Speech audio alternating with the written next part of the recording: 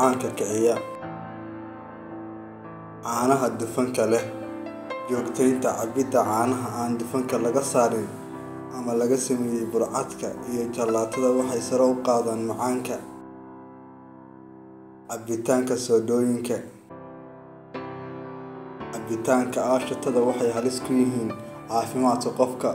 Qofkii joogtaysta cabidda aashitooyinka 20% wuxuu khatar ugu jiraa xanuunka macaanka. Hilibka dufanka leh.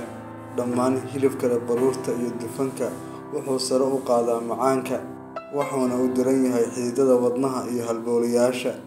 Bedelo hilibkaaga kuna bedelo kalluun. Cunnooyinka qasacadaysan. Cunnooyinka lasoo qasacadeeyay waxaa lagu soo daraa sonkor iyo cusbada nooca carruurta oo sidoo kale sare u qaada cadaadiska dhiigga. Cunnada shiilan. Cunnada saliidda lagu shiilay sida baradhada, digaaga, hilibka waxay aad u kiciyaan sonkorta iyo kolestaroolka, mana u roona caafimaadka. Burka cad.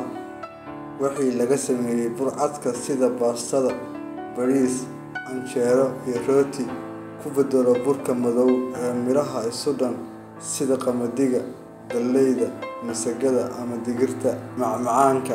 Buskudka, doolshaha, xalwada, nacnaca, jalaato iyo wixii sonkor lagu daray oo idil dhammaan waa halis miisaanka qofkana way kordhiyaan.